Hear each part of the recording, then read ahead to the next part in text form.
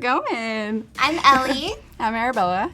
We are from Weekend Creative, and we are here to talk all about digital imaging today and retouching for social media. So we're really excited. Yeah. Just looking over at the chat. Please tell us where you're from, your name. We want to say hi. Yes, we both live in San Jose. So in the South Bay, we have a studio in little tiny Campbell right outside San Jose. So we'd love to hear where you're from.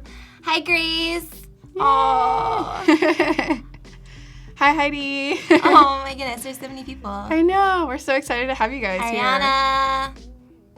Cool. Thanks for tuning in. We're so excited. Thank you so much. We're really excited to be here with you guys and talk about our process and hopefully give you some tips that will help you streamline your process and make things really simple when you're going to do post-production. Yeah. So we have a full schedule today. So there was an intro to the new challenge, Photoshop challenge earlier. You can watch the replay for that. And then let's look at what else we have this week. So yeah, the replay for the creative challenge, that will start tomorrow. So you definitely want to tune in to that. And then we're here until 11:30, and then at 11:30 is going to be the XC Creative Challenge, and then right after that is Design Systems with Brittany, and you don't want to miss that either. Yeah. So, Ooh, India, San Diego. Belgium. Oh, my sister's in San Diego. Aww. San Diego's the best. Hi, Cool. Demir. It's great. Thanks for asking. Oh, cool. Cool. Well, just to get started, like we said, we're Elle and Arabela, and we own a business. We do social media or content creation and photography for other companies. Yeah. So a lot of product photography, a little bit of fashion, but yeah, that's our focus, and we really love creating editorial content that is unique and like simple but really stands out and tells a story. So yeah, it helps elevate your brand. Exactly. And we want you to stand out, and we want to show how unique you are. Oh. Yeah, cool. Yeah. Hi, Anna. Oh my gosh. Miss you too. Oh, Anna, miss you. Anna was here last week, and you guys should Yes. watch her stream from last week because she shared a lot of really good tips on using Instagram to And grow growing your business. Yeah, and which is how great. to maximize on viral content. Thanks, Paco. Thank you. We are going to be doing portfolio reviews later. So if you go to the chat at the top, there's a little challenge button, and you can submit your portfolio. And in about an hour and a half, we'll review a couple of those, and we'd love to see your work and what you're doing. And then in about 30 minutes, we're going to have Chat and Win, where you can win some stickers from Sticker Mule. So make sure you stick around for that. Yeah. And yeah, so I guess. So today we're going to talk about kind of our editing process, and we kind of wanted to show you, give you a little insight on how we do our stuff. So yeah, I mean, we can get right into it. Yeah, get started. We're ready. A lot of times when we're working with clients who need social media content, they want a lot of images, maybe like 20 to 30 or even more sometimes. Mm-hmm. And because we're doing images that are very stylized, that is a lot of work pre and during and then after to create that many images. And so we've just come up with a lot of ways to really streamline the process. And and over time when you're working with the client, you kind of get to know, during shoot, but also things that will help you in post-production, just like what will make things easier, especially when you are producing, a lot of content at once. So Yeah, so we're going to show you guys that, and then feel free to ask any questions you have about our process or how we work or about business or whatever you guys have. Like, we're here for you guys and just would love to chat with you. Yeah. So make sure you ask us questions or just say hi. Yeah. Hi, Vera. From Austria. That's so cool. Wow, Austria. I want to go to Portland. Austria. That's awesome. Okay, so we'll get right into it. This is going to be actually one of our clients, so real client work. They are a company called Packlane. They do custom packaging for brands and businesses, and so we've been really fortunate to work with them because we get to know other brands through them. So this particular box that we had gotten is of a brand called Populum. And let's see. So you're just importing them into Lightroom. So I'm going to import them into Lightroom. It's kind of like the first step when it comes to my editing process. I actually just really love using Lightroom because it helps me to apply multiple edits to a lot of images at once. So for example, these 3 images kind of all belong to the same family. And yeah, so I'm actually going to be working on only one of them, but I kind of wanted to show you why I like to use Lightroom first and then kind of transfer over the images to Photoshop to do more of the intricate work. So yeah, so we'll just kind of get started. So they always want a grouping of 3 images. So they have to look consistent, but they also have to be completely different from each other. So it's kind of the challenge. Yeah, and in this particular image, the actual focus was mainly the box. Usually, yeah. So I'm gonna just get started in here. And first thing I do, I always enable profile corrections. I like to do kind of that lens correction. And then kind of get rid of a little bit of the vignetting that's happening around. Grace says you're killing it. Oh, thanks, Grace. And then I have a question. I want to know what the difference between Lightroom and Adobe Bridge. So I should be using more of Adobe Bridge, but I actually don't. But Lightroom, I mean, Bridge is kind of more of the, like, kind of organizing all of your images, whereas Lightroom's kind of, you know, more of like, you're actually editing your images. So Adobe Bridge is kind of being able to see all of your images at once and kind of helps you organize them. But yeah, Lightroom is perfect for editing, and it's a good base, especially if you want to do quick edits to a lot of images at once. It's actually, for me personally, easier to see all of my images together in Lightroom versus if you're on Photoshop, you can kind of only see one at a time. Yeah, you have to click to the different tabs. Yeah, exactly. Yeah. And it can kind of be, especially when you have a lot of images for clients, like client work, it can get kind of crazy. So it's kind of why I always tend to go into Lightroom first. Yeah. But cool. So then, so I'm here. We shot this on gray, so it kind of actually already kind of picked up the right kind of temperature. So I just kind of keep it where it's that. Sometimes I like to go into auto and see like how different it changes it. We have a question from Paul Ferratis. Oh. Hey, Paul. Paul wants to know what kind of paper are you using? Rolls? Since you use many colors, can you buy square sheets instead of rolls? So yeah, we use seamless rolls from Savage. Yes. But you could buy squares. When we buy rolls, we're intending that we're going to use that color for a long time. And we like to have lots of different colors. Yeah. But do you want to explain why we shot this one on gray? So because Packlane actually asked us to be able to change the color of the background of all of the shots. So that's actually kind of why we chose to shoot it in gray, because if we were to shoot it, on, let's say, yellow, you're going to get a color cast on all of the products and all of the props that you use. So that's why we intentionally shot this on gray, because we knew it was going to be easier to change the color later on. So yeah. Okay. So I'm going to now just kind of brighten this up just a tiny bit.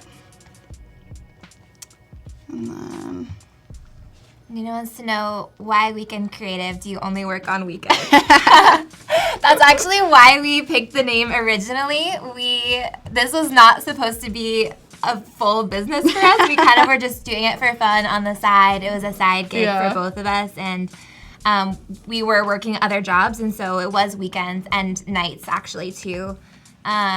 And so when we picked our name, we wanted something that had kind of told our story a little bit, and then also weekends are just really fun and everybody loves them. Yeah. And we can do a lot of wordplay with it, so. Yeah, it was just kind of natural. We actually had a ton of other names before we decided on really this hard one. But to pick, it kind of just became clear after realizing like where our roots and like where we came from. So. Yeah, and then Mark wants to know what kind of camera you shoot with. So I shoot with a Canon 5D Mark III. And then, it's pretty cool camera. Yeah. Cool. Okay, so I kind of do like really minimal stuff on Lightroom just because I do most of the work for this kind of photo like in Photoshop. So from here, I just yeah. So like I said, this is like Lightroom's great because you can kind of copy settings or like anything that you did on one photo, you can copy to the rest. And in this case, it's perfect because it allows me to put it on the other photos so that I make sure that they're cohesive. So in that case, I could you go to develop settings, copy settings, and then you can kind of decide like what you want to be copied over. So I have pretty much already set like what I want. The only thing that I wouldn't mess with is transform. Like, let's say you crop a photo, you don't want it to be cropped on a different photo. Yeah, you want to control that. Yeah, you want to be able to control it. So I kind of just select only what I need.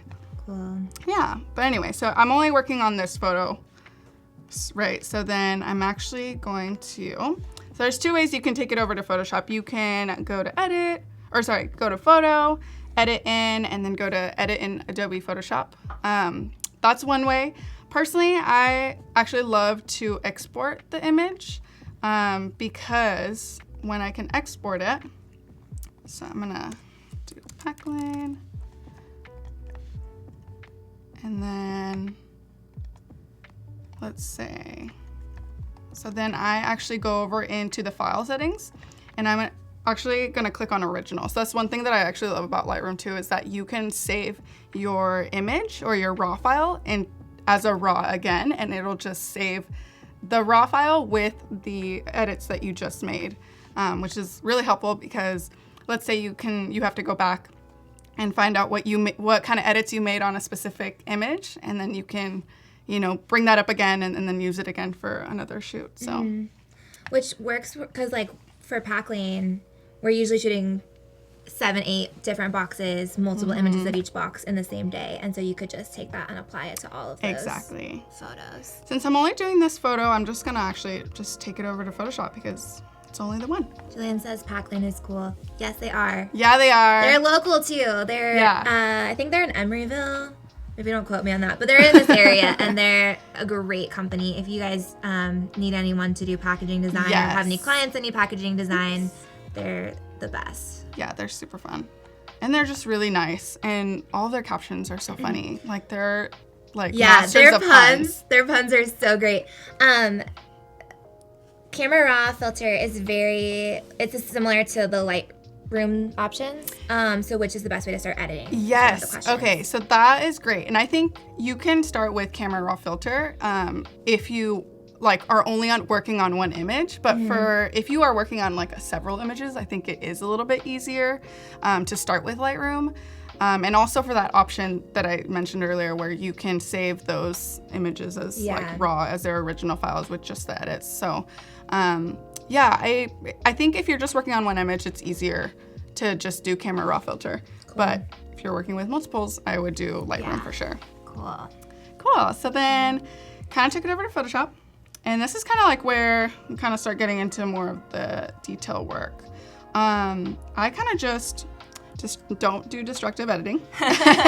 So always duplicate your layer, always, and always do things in a way that makes it easier for you to go back if you need to. So in this case, I'll just kind of do little simple edits to clean up the whole image. So I'm gonna use my spot healing brush, the best tool ever. And I'm just gonna kind of get started and clean up a couple things. Cool. Julian says the magic happens. Oh my God, I know. It's true. It's the best. Photoshop makes so much magic. Literally. We have about 14 minutes to chat and win, so keep an eye out for that and get ready, and then make sure to submit your portfolio. We really are excited to see what you guys have been working on. Yeah. Cool. So I'm just this is really kind of mundane sometimes, but just going through, when it's product, you kind of really have to go in on... Clean up little tiny details. Clean up all the little tiny details because, Perfect. So Julian's asking where do we submit the portfolio, and in the, right in the chat, if you go to the chat, right at the very top, there's a little button that says portfolio review. Right above the chat, kind of to the right. Oh, right here. There you go. So you can submit there, and then we'll be taking a look at those shortly. Cool. And with product too, just always making sure that the focus is the label. The label's clear, the label's in focus, and the like visual starting point of the image. Exactly. So I'm And just making kind sure of it's really going clean.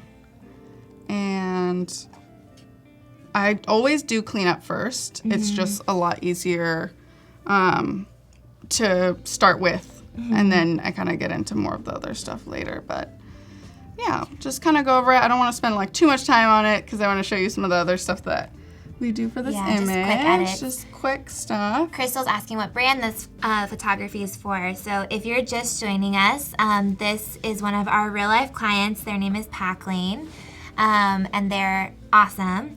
But they create packaging for other companies. So this was packaging that they created for Poplum.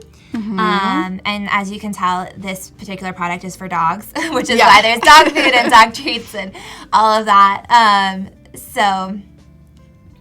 And then Paul's asking, are these ever used in print, and how close do you get when touching up? These ones are not used in print. They only want them for social, and they use them on websites sometimes. Like maybe they'll do a blog post and use them, but they don't use them in print at all. But how close do you usually get? I mean, I get pretty close. I mean, never as close to, I mean, like, this is probably good enough. I think it's anywhere but like over 200% is like a good kind of like zoom in. But yeah, I mean, I just kind of go around whatever like comes out, stands out to me when I'm zoomed in. Yeah. Definitely, I mean, this would be hard to like, for me personally, to see any details. So I definitely have to get in pretty close. But yeah, I would say always try to work pretty zoomed in just because you might miss some stuff. And yeah, depending on where this is going to end up, you know, social, print, or whatever the end use is for the images, you want to make sure that they're still cleaned up. And, you know, it's always the worst when you notice that something like in an image where you're like, oh, that's probably not supposed to be there. Yeah. I mean, maybe we see it more than, you know, the normal person. But Sure, because you're zooming in. Because, yeah.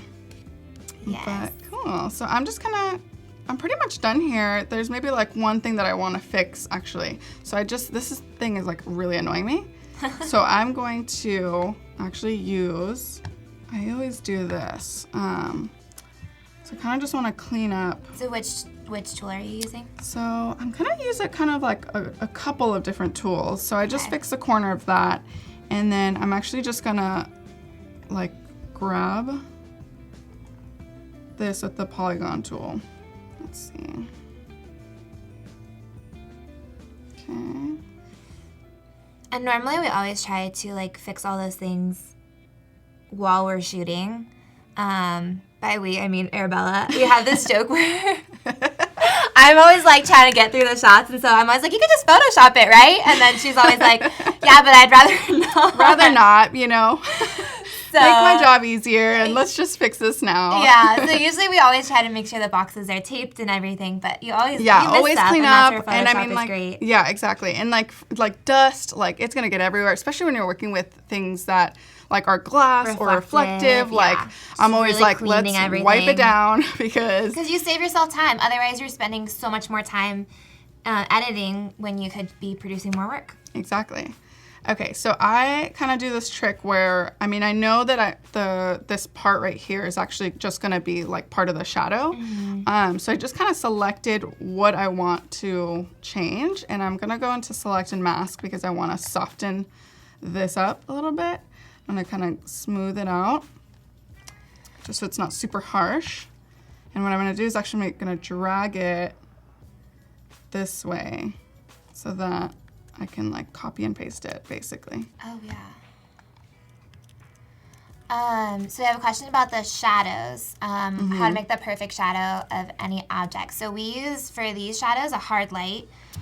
So just a bulb. We use Profoto strobes, but you could use any strobe, and we just take off the softbox, so it's just the bulb. Maybe with like a little reflector on it if we want. And you can play with moving the light closer or further away to get harsher shadows, softer shadows, change the direction of shadows. We usually end up playing around quite a bit as we're shooting to get the right shadows. And then we a lot of times end up just using one light on one side or kind of by the front, and then using white cards to bounce the light and make it a little bit softer, a little bit more even. Yeah. But we have a lot of behind the scenes shots on our Instagram. So if you look there, and we do sometimes blog posts with behind the scenes shots too on our website. Our Instagram's weekend.creative, so you can kind of see some of our setups there if you're kind of trying to recreate that similar look. Yeah, it's actually pretty simple. It's very simple. We have a very simple setup. yeah. I mean, Yeah. that's kind of sometimes the best way. Especially, I mean, it works for us and it works for like the kind of We're doing a lot of images small that we do. products, so it's easy. You don't need to have like a bunch of huge lights. Yeah, it would be a different story if we were like working with models or anything Yeah. like that. So, but yeah, pretty simple, and yeah, I mean, it's just like super fun. So. Oh, we have a question. Yeah. Sean's asking because you're adjusting the packaging. So is the packaging part of the product or just the design of the package? So I think, like, should we be, like, photoshopping the packaging like that? And I think that is okay because that's something that, like, it's not like we took away the top of the box. we're not It's taking more away. like just, it should have been tucked in and it wasn't. Yeah. So it's just making it look perfect and not, like, messing with the actual Yeah. Since I'm not label. messing with any of the actual design part of it, it's okay. I'm just kind of cleaning it up what we should have cleaned up during the shoot. So, yeah, just doing a couple things. I think everything's pretty good. I'm not seeing anything else that I would want to change. Let's see. Yeah. And so I'm actually not cleaning up anything that's in the actual, like, the gray background because I'm actually going to be removing it anyway. So this is kind of where I start to select the background. So because I'm wiping out the background and I'm going to be changing the color of it, when you're selecting the background, you want to select everything but the product, right? You don't want to select all the products and then like invert it because it's going to be too hard. So I actually go over to the magic wand tool. I start with that, and it kind of, you have to be aware of like the tolerance that you're at. That tolerance just means like how detailed is it going to select, like, and it also depends on like colors and that's why it's so hard to select the subject first versus selecting the background because it's already just all one color. So I kind of play around with it a little bit, but I kind of start somewhere around like 20 to 25. Corey says it's easier to use the patch tool to remove the top. Ooh, so I have used the patch tool too. I think it just, whatever seems easy. Personal preference. Yeah. You know what? I go back and forth all the time. Sometimes it depends. So sometimes the patch tool works and sometimes it doesn't though, because it like the edge of whatever you're, so for example, like here, there was this edge. So I like get scared that I'll be messing with that and it'll kind of get blurred. So that's kind of why I want it to be a little bit sharp. Yeah. But yes, I would go back and forth. So I think it just depends on what you want to do. So there's a million ways to edit something, and I do it one way. Other people do it a different way. And share your tips with us. Yes, please, because we're still learning. There's so much to know about Photoshop. Yes. So and there's so many different ways to do the same exact thing. Exactly. So we love that. That's good. Yeah. Thanks, Corey. Thank you. Cool. So now you're gonna select the background. Now I'm gonna select the background and let's see. So I'm gonna just kind of click somewhere, right? Christy says you can also use the lasso. Ooh, okay. Lasso. The lasso? Lasso. Cool, thank you. Oh, you select the area of the box, made a mask, and then you made things disappear. Shoot. Are you in the newest version of Photoshop? Oh, so many questions at once. I'm like, whoa. Yeah, so then when I made that selection of the box, let's go back for a second, a little bit. So I basically selected here, right? And then I ended up just going over to select and mask because, so here I can do it again even. This is the beauty of history. There you go. Yeah. So I selected this, right? And then I went to select and mask. And again, there's so many ways to do this. So whatever way works for you, that's perfect. So I just kind of wanted to smooth it out, right? Just because I don't want it to be so sharp. And then I just kind of went over down this way, copy paste. And then I just kind of move it over a little bit. Mm-hmm. So you're basically getting that exact shape and then pasting it in. Exactly. So that it's the exact shape. Yeah. So it fills it perfectly. Yes. And maybe this part is a little destructive, but I kind of, because this is all part of the cleaning process, cleaning up, I don't necessarily care to have this layer still there. I kind of just want it to merge down into the layer that's where I'm cleaning up. Because it's not necessary. It's not necessary, yeah.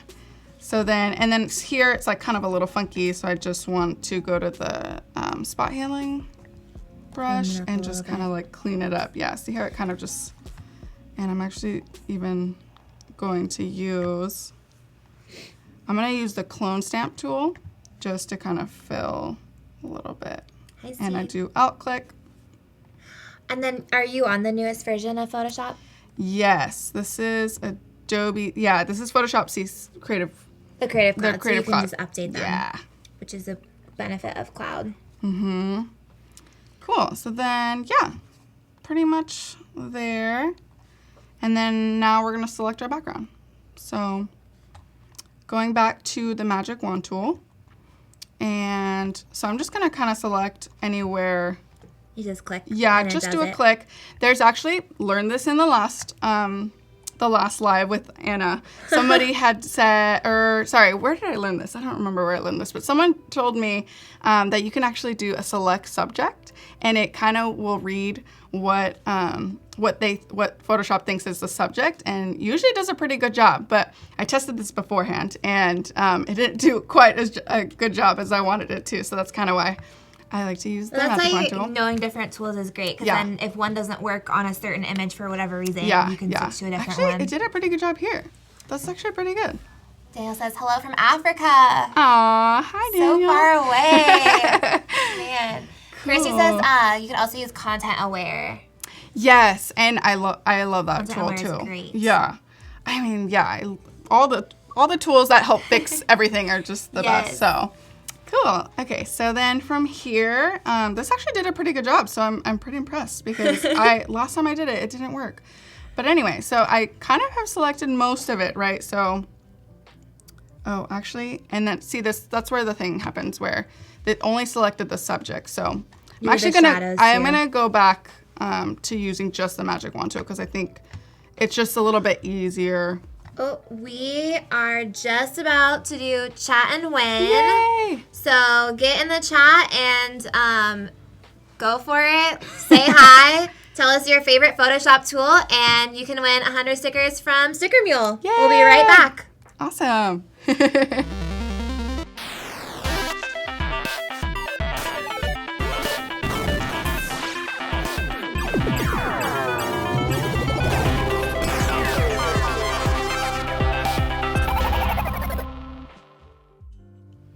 Hello, we are back. Hello. Oh, Crystal says she loves your sweater color. The Thanks. You know, just lavender over here. purple. Yes. Wow, so many of you. Hello, so fast. Oh my gosh. Oh, Jay Love says it. this demo is relevant to what I'm doing, making a hemp Yay! package. Yes, awesome. That's what I like to hear. Yes, David, we are going to change the color in the background. Yes, we are. Which is super fun. It's going to be super fun. People love the lasso tool, the clone stamp. We're going to be doing more cloning tomorrow. Yeah, we're going to be doing a lot of stuff. There's actually another image we're going to be working on later, but we're working on this now. So. Magnetic lasso. Cool. Everyone loves your sweater. Oh my gosh, great. Good outfit choice. Thank you guys.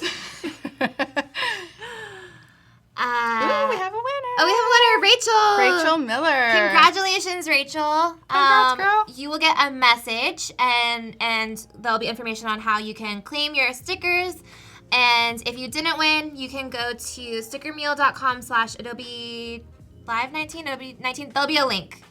And you can get 10 stickers for $1, which is great. Sticker Mule's awesome. So you can use them to promote your business or do something fun. Who doesn't love stickers? Everyone loves stickers. We need to make stickers. Yeah, we should, huh? Yeah. Weekend-related stickers. Weekend-related. If you have good ideas for TGIF. Yeah, let us the know. Weekend yet? Some. We'll see. I know, we should make some swag. Yeah, we need swag. Cool. All right, so now back to Let's get back selecting into the it. backgrounds. Yes. If you're just joining us, this is a photo we took for one of our clients, Pack Lane, and Arabella is just about to show us how she removes the background, changes the color, so that we can make whatever color we want, but our client also wants the ability to be able to change the color. themselves. Mm-hmm. Cool. So let's get into it. So then we are using the magic wand tool. I have it selected so that you can keep clicking and it keeps adding to the selection, right? So if I was over here, it would start a new selection every time I would click it.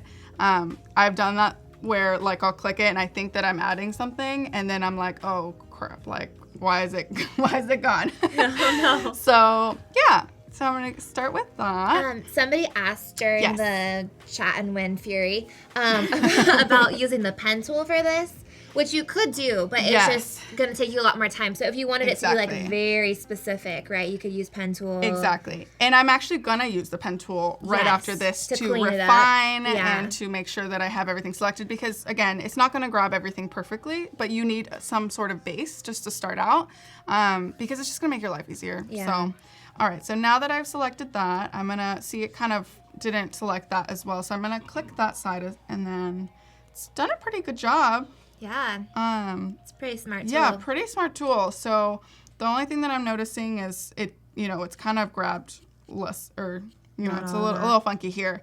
But I'm actually gonna click over here too, and that should clean up that right there. Wow, that's great. That's crazy. I know. I'm always impressed whenever I see stuff like that. Yeah, seriously.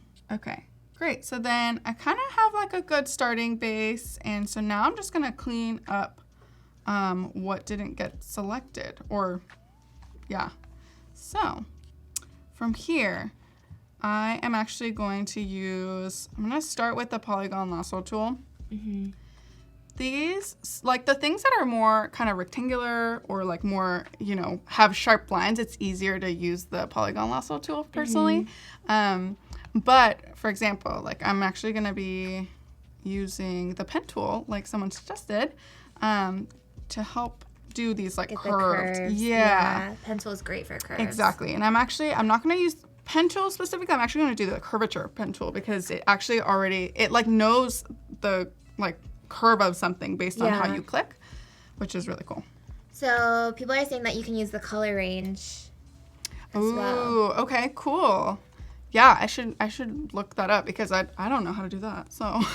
And then Budaval says watching a selection tool perfectly select something is very satisfying. Yes, it so really satisfying. is. It's sometimes I'm amazed every time. I'm like, how? It's crazy. How did you get that? Photoshop.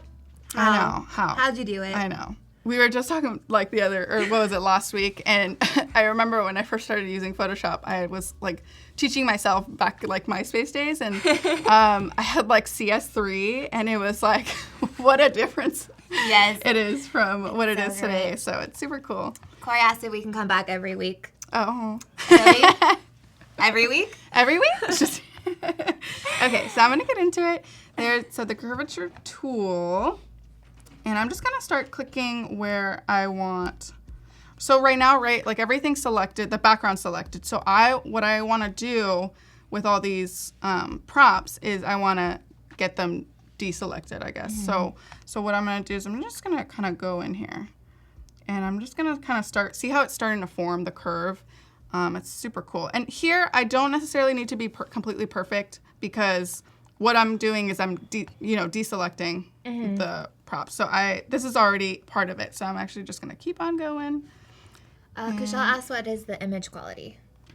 The image quality, it's a raw image. It's a raw image. Raw image straight from the camera. So working on raw right now, right? So when we go to export it, it's gonna be a JPEG because it's meant for social media. Yeah. So, but it's a raw. Everything, it's like a big file. Yeah.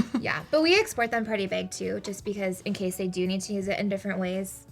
Yeah, like for example, Packline, they want us to be able, or they want to be able to change the color, so we actually give them the PSDs with all of the layers. Not super normal for Not very normal. We gotta deal with them. But they're great. So yes, we trust them with our PSDs. Cool. So then, yeah. Actually, I wonder if I should. So this is why I love the history button, because the one thing that I sometimes do, because this part right here isn't selected, I'm actually going to go down further. So I actually pick up this point and can just go drag this way, it down. drag it down. Yeah. And I'm just going to keep going. And now I'm going to pick it back up where I want it to. So I'm going to come over here. Okay. James says, way to go. Oh. Okay, awesome. And then from there, right here is actually a point where I want it to start a new curve. So I'm going to double click that point for it to start a new curve. Yeah, otherwise it'd keep going it'd keep going and it'd look really funky. Yeah, so I can even demonstrate. So like here. Oh, thank you, Rachel. Those were so fun. Oh. I'm glad you guys are having fun. We're having fun. Yeah, we're having fun. So then see how like it went all weird. Mm-hmm. So then that's not what I want, because right now this is like supposed to be a new curve. So then I just kind of keep going. Cool. And then see, I sometimes like I kind of go in too much, so I end up loving being able to move it. Yeah. And then it's pretty much almost there. And I feel like that's pretty well selected. Yeah, so I'm just actually going to cut through and make my life easier. And so see how that curved? So I actually have to double click it to make sure that it's right. So then now that I've got that selected right, got everything that I wanted, I'm going to right click on on the actual path, and I'm just going to do make selection, and I'm going to do subtract from selection, because we're selecting the background, not these objects. Products. Exactly. Yeah. So I'm going to subtract from selection, press OK. See, now that's perfectly there. Cool. Yeah. So that's all doing its thing. Cool. Just going to kind of keep going. Yeah. It's going to be pretty easy. This one's nice and easy because it's rectangular, so I'm actually just gonna go in with the polygonal lasso tool. Hi, Mom. Oh, hi, Ellie's mom. Okay, so then so this is pretty easy because I just have to do this. Make sure that you're on the subtract selection tool. Yes. So I'm just gonna be pretty chill about this. I'm removing it, so I don't need to be completely perfect as long as it's gonna get the job done. Okay. Cool. That nice barcode right there. Yeah. Cool. Don't forget to submit your portfolios. We have a little less than an hour, and we're gonna start reviewing a couple of those. So love to see what you are working on. You can submit those right above the chat. There's a portfolio submission button. So feel free to share those with us. That's all done. Cool. This is already pretty, see, and there's like a little bit right here that I'm missing. So sometimes I like to use a lasso tool. You're using all the tools today. I'm just using all the tools. If you have a good steady hand, this is nice. Sometimes I do, sometimes I don't. But James says I may need to upgrade from Microsoft Paint. Oh my God. I used to be so into Paint. That was like the OG. That was the thing to do. Exactly. Okay, great. Getting it going. Sometimes, I'm not trying to be super perfect right now. These are eventually going to go on social media, so like sometimes you won't even be able to see these like super detailed, but I personally like to, just make sure that it's kind of, there you go, see? It's going. Cool. And then now I just have the little dropper, the bottle. Yes. And this will be pretty easy because I can just use that. So remember, we're deselecting. I'm not being super perfect, but you get the gist. Yeah. Okay, so now I'm gonna kind of go over here, finish this out. Cool. Okay. Sorry, I have a weird face while I edit. The focus face. The focus face, exactly. I know. Sometimes, like, sometimes you just get in the zone. Yeah. You know? Okay. So now that everything's selected, that's pretty good. And so now, like, the selection is pretty rough, and I'll show you what I mean. So this one thing that I do sometimes is I like to press Q. And I like to be able to see Just the Q key. Just the Q key, okay. yeah. So press the Q, and it actually will show you. It'll be kind of like a little quick mask, essentially, where it'll show you what you've got selected. So obviously you can tell that it's pretty jagged. The edges are pretty rough. So I'm going to get out of Q, and then I'm going to go to Select, Select and Mask. And then I'm just going to kind of smooth out our selection. So I love using this smooth slider and kind of just going up a little bit and smoothing out. And you can tell it smooths it out. Here, it'll show you right there. Okay, well, if it'll go. Oh, there you go. Cool. So you can see it. See, this is the original. Oh, wait. Yeah, original, and then the smooth. See, it's like super smooth now, which is kind of nice. Okay, so then from there, I am going to now refine some of the shadows. They look a little funky, so I'm gonna use the... Shauna says, are you truly a designer/artist if you don't make a weird face while working? For real, though. It's true. Seriously, I know. All of us have a funky face. It's true. Okay, so then I'm going to click right here over to this button that is the Refine Edge Brush tool. I actually don't know some of the names of these brushes or these tools sometimes. You just like know it just from being on Photoshop all the time. Nav says, hi, Bella. Aw, hi. Hi, Nav. I see my friends joining. Oh. Thanks for supporting. Okay, great. So then we are going to refine our shadows. Now that we've got the Refine Edge Brush tool selected, I'm gonna go a little bit smaller here, and then I'm actually just gonna, so you're gonna click down and just kind of go over the whole shadow. So you're just gonna like go this way, kind of go through it.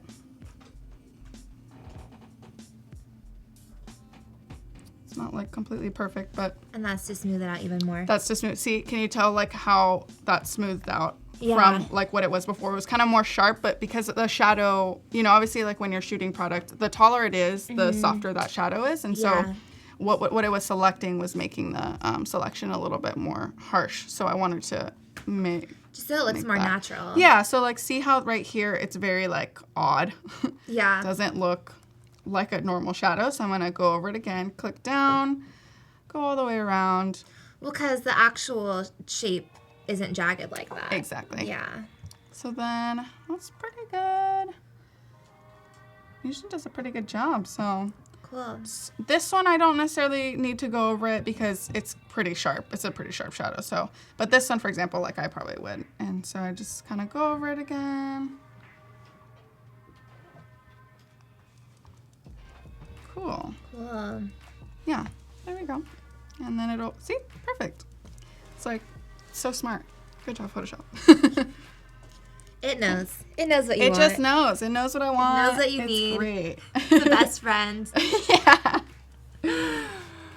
It's Cool. fun. Cool. Okay, so now that I've got everything pretty much selected how I wanted, and actually I might go over this one a little bit.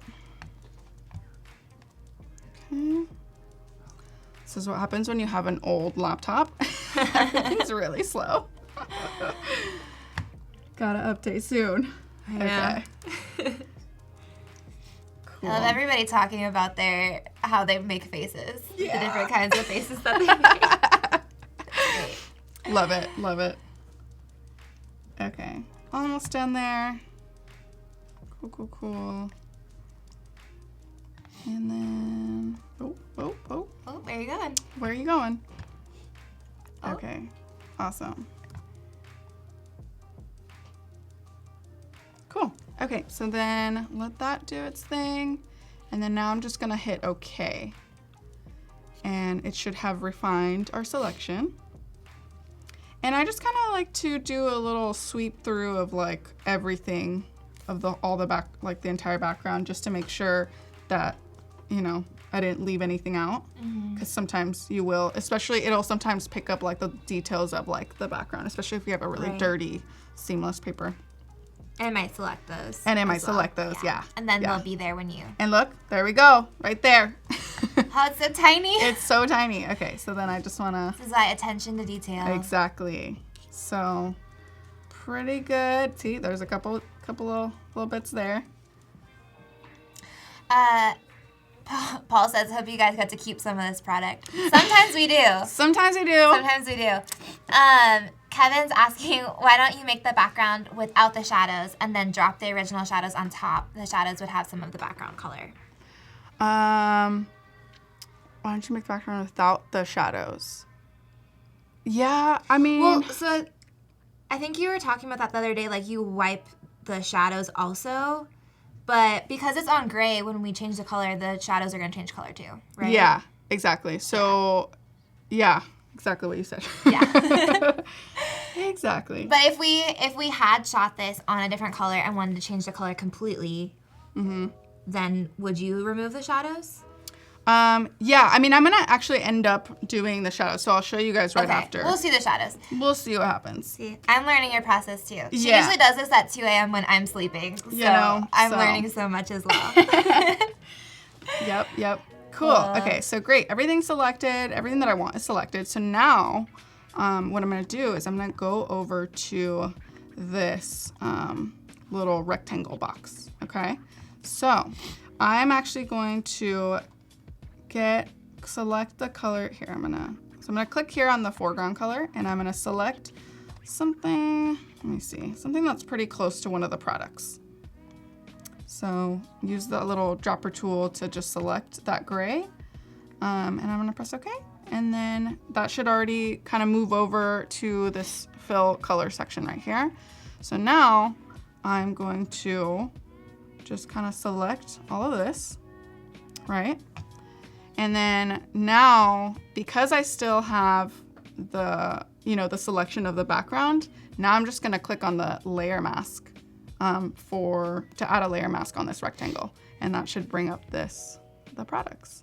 Cool. And see how smooth that, background is? It's like great. Everyone's saying that we should have used a cat.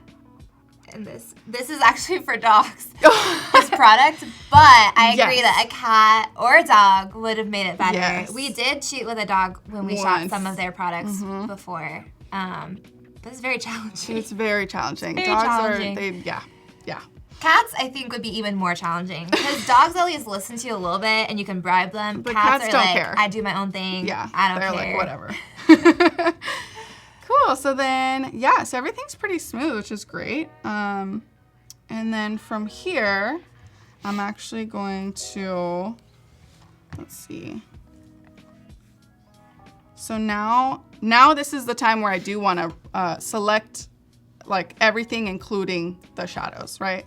So, kind of just takes a little bit, but let's see. Cool.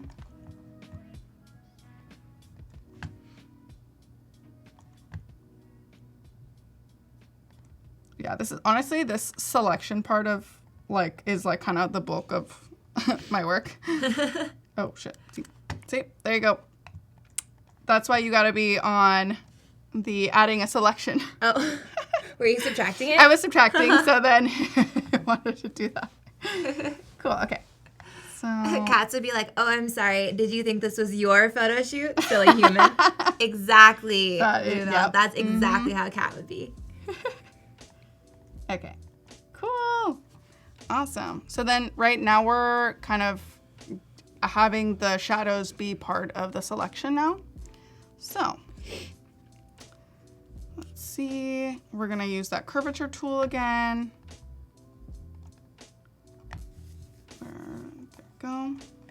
And we're gonna now be more strategic about where we select. So now you're selecting everything but the shadows. Mm-hmm. Okay. Exactly. Okay. And before I was kind of just going crazy, but now I do have to be conscious of what I'm selecting now. How detailed it is. Mm-hmm. There we go. Just keep going. I know, I always like look at these images and I'm like, this is going to be an easy edit, but then it always takes so much longer than you think. It always takes longer than you think. Yeah. Especially when you do this kind of work too. Right. Yeah, if you weren't changing the background color on this, it would be so easy. I mean, not so, I'm saying that as if, whatever, it's so easy. I'm not the one who has to do it, but. Yeah, but it's much easier than this because you would just be like making little cleanups here and there and then not having to do all these selections. Exactly. So then now I selected that right and kind of using the same techniques as before, just making sure I have clean curves. Hi, Heather. Aw. Hello. Okay, and then now I'm going to add to the selection, right? Because I want to include that. And then, cool. Okay. Yeah, so then now it's just kind of like almost like working back a little bit with having to deselect the shadows.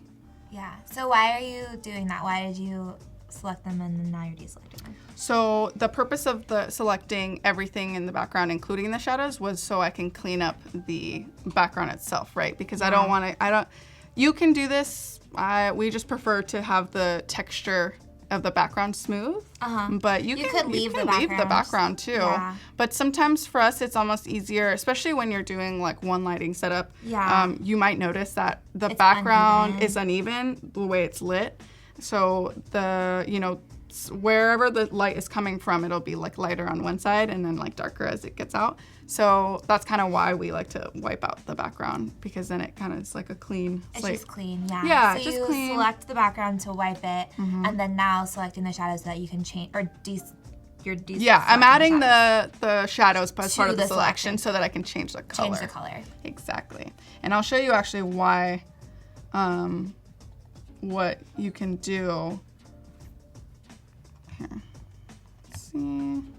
It's so hard to talk sometimes and like edit. Concentrate and talk at the same time. I'm like, I have to say stuff. I know.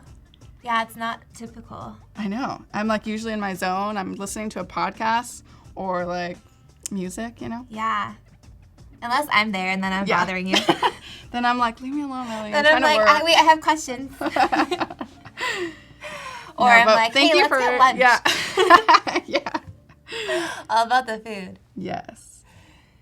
But thanks for all the questions and the, saying hi. We appreciate it. Keep sending questions. I'm Ellie, and this is Arabela. Someone's asking which of us is which. Yes. Do you want to tell us a little bit about what you do? Okay, yeah. What do I do? What I do? While I continue doing this.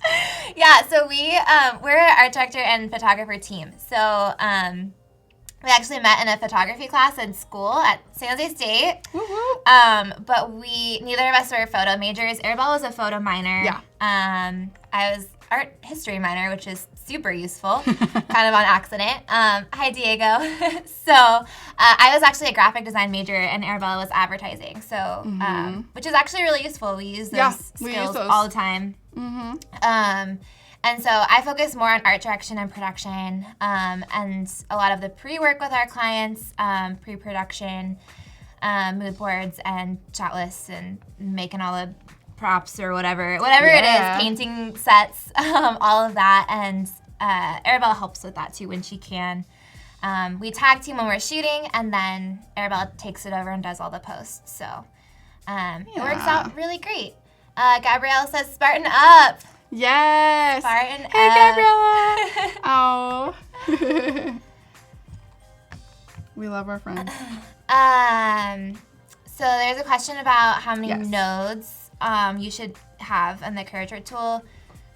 Like, see how there's so many nodes there? So I mean, I think it's a preference, but I think to me, it feels like the more nodes I have, the more detailed I can be. More accurate, More I think accurate. the curve is going to be. Exactly. And I mean, there's smooth. Exactly. Depending on I think it just depends. I mean, it's totally up to you. I think it also depends on like the tool, right? Yeah. Like, so how accurate the tool will be in knowing how to select. Because I could just like click here, click here, click here, click here, maybe, but I don't know how it'll come out. So I just would rather be more, I guess detailed and just, Isabel's asking if we use continuous lighting or strobe lights. We use strobes. You could use continuous too. We like strobes. You like strobes? I think strobes, they're a higher power, and we use Pro Photo because that's what we used in school. That's what we're used to. Alien B is another great option if you are looking for something a little bit more affordable. We wanted to invest because we use them constantly. So for us, that was what we liked to work with. But Alien B is great too. I'm trying to think of other brands, but yeah, I would, if you're gonna be shooting product or like fashion photography, I would say strobes. Continuous is great for like video and that kind of work. Yeah. And then Gabriella asked, who are your favorite female entrepreneurs? Ooh. Oh my gosh, there's so many. I mean, we have so many friends who we're inspired by. Yes. Diane Villetson, she's an awesome photographer. And she does a lot of really cool tutorials and stuff. And she has a really cool Facebook group. If you're a photographer, I think it's called Make It Pop. Creative Photography with Diane Villetson on Facebook. And she does a lot of challenges and stuff, kind of like these Adobe challenges. And you can get your work featured on her Instagram, but also get feedback. And she's really awesome. You're welcome, Isabel. And I love personally Brie Emery. She's not a photographer, she's a blogger. Her Instagram is Design Love Fest, but she just does a lot of really cool art direction, and she works a lot with Jesse Chamberlain, who's a photographer, and they are a really cool team together. Yes, they are. We are inspired by them as a team, so love them. Jesse Chamberlain's married to Jimmy Marble, who is another amazing photographer. Yes. So, cool. Okay, almost there. People here for the first time. That's so cool. Rachel, Isabel. That's so cool. Well, thanks for joining us. Thank you so much for joining us. You guys should go back and watch some of the other live streams because we were watching them and we were like so into it. There's so many cool things to learn. Cool. Yes, Paul is saying that you need a high aperture for this type of stuff to keep everything sharp, so continuous lighting would be tough. They're not as high powered like strobes. Exactly. Yeah, strobes are much higher powered. Thanks, Paul. Yes. Paul. Gotta give him a shout out. Blink Creative, is that the full name? Yes, Blink Creative Agency is Blink his Creative studio. Agency. Yes, studio in Santa Clara. We love Paul. He's awesome. Okay. Almost there, guys. So close. The tedious work. I know. 30 minutes until portfolio reviews. So if you want to submit your portfolio for us to take a look at, we'll be reviewing a couple of them. And you can do that in the portfolio review button right above the chat. And we also would love to talk with you guys. If you have any questions that come up after this, or if you just want to say hi, you can send us an email through our website. We have a contact form. Send us a DM. We love just making connections and making friends and sharing information, so feel free to message us at any time. Kushal's asking, how are you creating curves with the pen tool without dragging it? So that is with the Curvature pen tool. So if you go into the little pen section, there's pen tool, there's freeform, and then there's curvature. So that curvature tool helps you it kind of just knows where the curve is, just depending on where you're clicking. Yeah. So that is a super helpful tool. I didn't know that before, and I would just use the pen tool, and I would do that thing where you drag it and kind of create the curve, which actually that might be something that could be more detailed if anything, but I just prefer to use the curvature tool. It's a lot easier for me.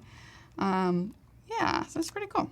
Nora's asking the history of our name, Weekend Creative, which I said a little bit earlier, but I'll say it again for those of you just joining. We started this as a side project. It was something that we were doing just for fun. I was working for a content magazine at the time. If you're in the South Bay, content is great. And we were doing some fashion shoots together with them.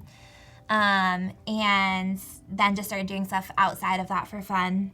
And it became a business, which is really cool. But we chose Weekend Creative because that's when we were working, was on the weekends. And it's also just fun. Everybody loves weekends, and weekends have a good feeling. So yeah, they do. Yes. Now we're weekday creative. Now we're 24/7 week creative all the time, but we love it. We love it. We love it. David says that you mentioned CS3.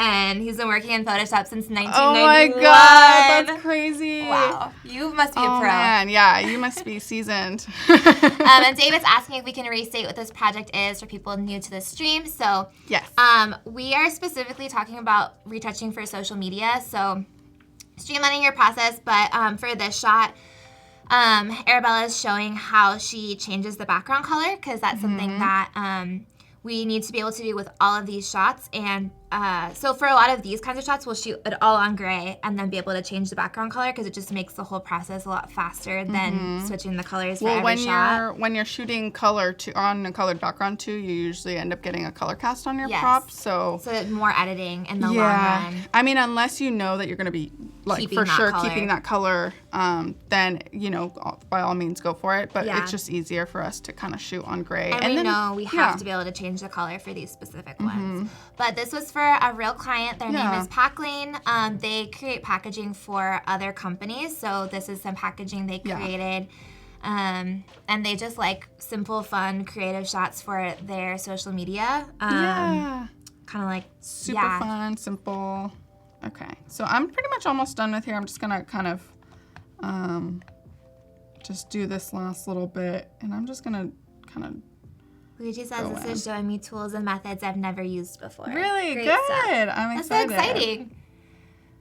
Yeah, honestly, like a lot of this, like I kind of just like learned as we were just going through, and there's a lot that I've learned even from the start of our business that I didn't know then. So the best way to learn is just by doing it, and that's why those creative challenges that Adobe is doing are so awesome, because it gives you a chance to practice things and maybe push yourself out of your comfort zone or do something that you wouldn't normally do and get feedback from the creative community. So 9 a.m. tomorrow, there's going to be a new Photoshop challenge starting, so make sure you tune in for that. Cool. Marquise is asking, how do you guys find your clients? So Packlane, actually, we met them at a craft fair. This was when we were just starting. We didn't have any clients. We didn't even really know what we were doing. And we just went up to them and said, hey, are you guys looking for photographers? And they were. And it took a long time before we actually started working with them. Maybe almost a year. Almost a year, I think. Yeah, a lot of conversation and me just like following up and being persistent. And now a lot of our clients come through Instagram. And now what's really great is we get a lot of referrals from existing clients, which is really valuable. Yeah. But I also send a lot of emails. So we find brands we like all the time on social media, and I'll save them. And then I have kind of a process for how I reach out to them, how I continue to pursue them after that initial contact, which we're probably going to do more blog posts about that soon, because I think it's really useful, and how we've like learned how to do it and refine the process. So, but send an email. It's all, you never know what's going to come from it. We're going to show a photo tomorrow from a client that we just emailed, and they turned into a continual client. So. Cool. Yeah, just reach out. All they can do is say no or not respond, and that's okay. And the more you reach out to people, the more connections you're going to make, and they might even just keep you in mind for the future. Exactly. So, yeah. Just be persistent. Yes.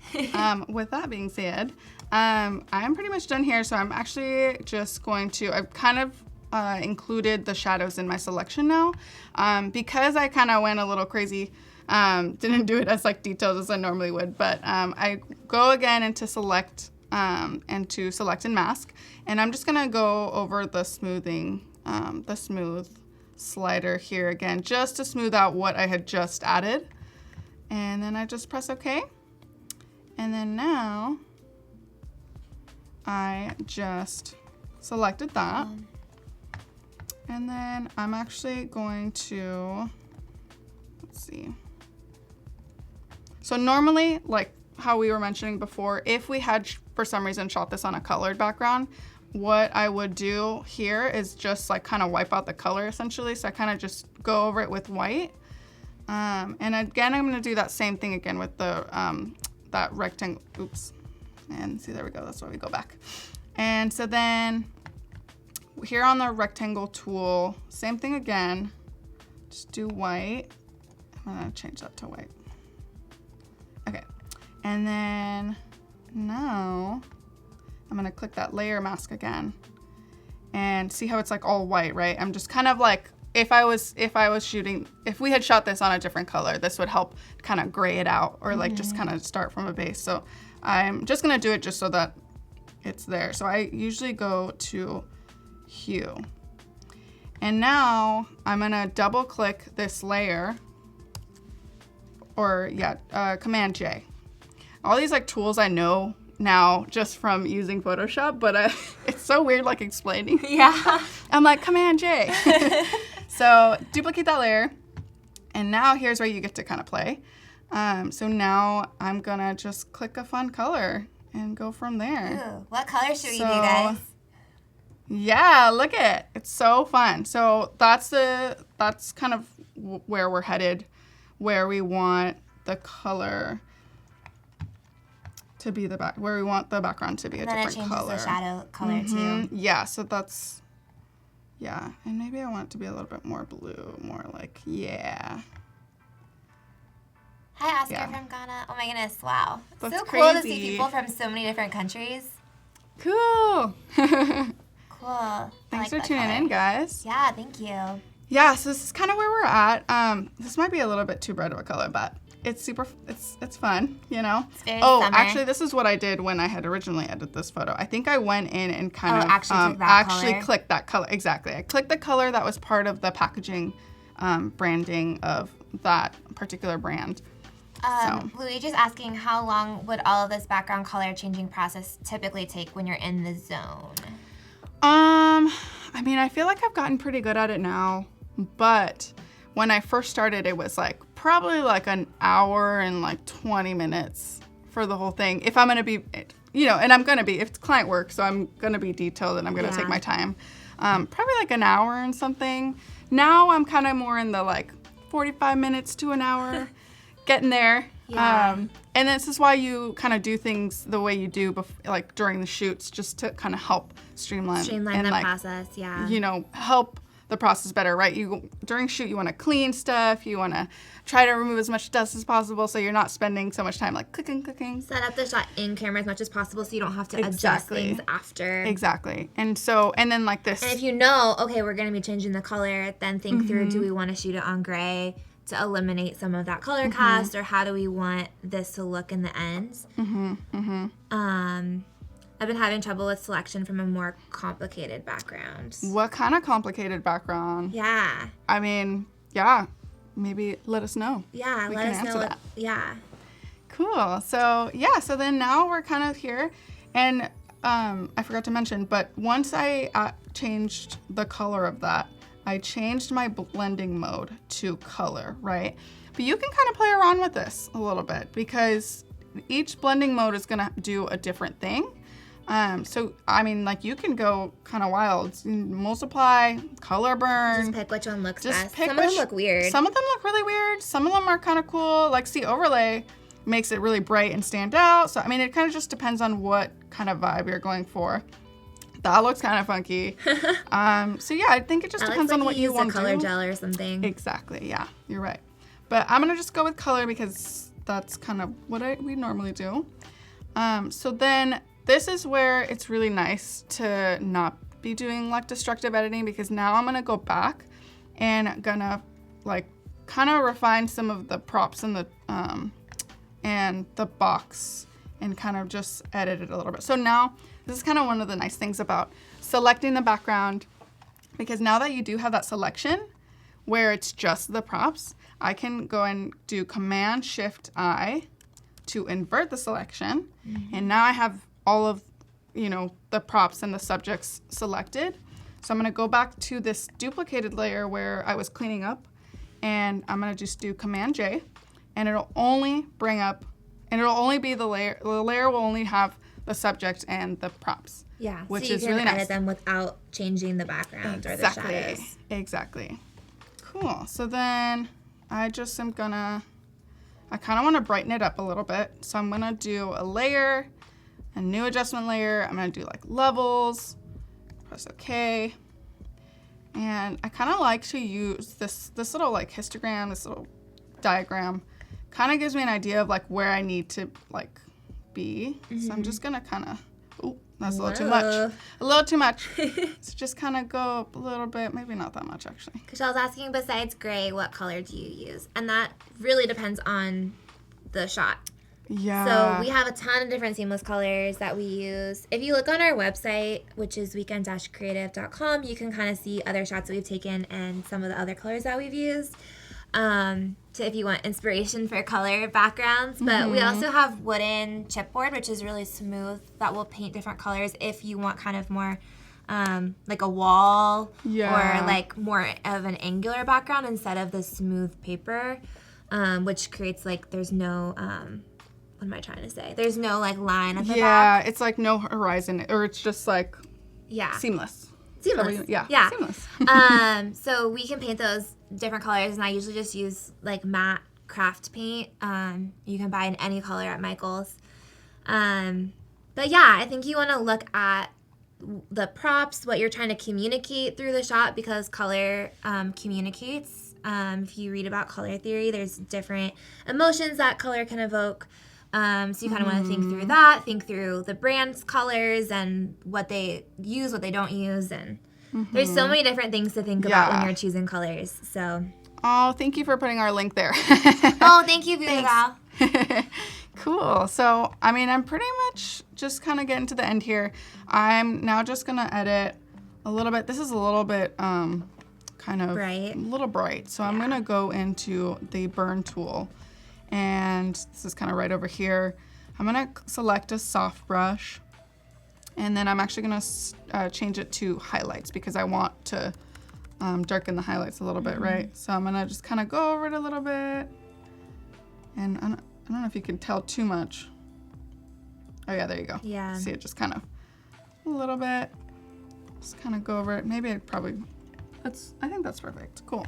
And then I also want to darken the text as well. So I'm going to do burn as well, but now I'm going to change it to shadows because I want all the dark too. So you want to make sure that's very legible.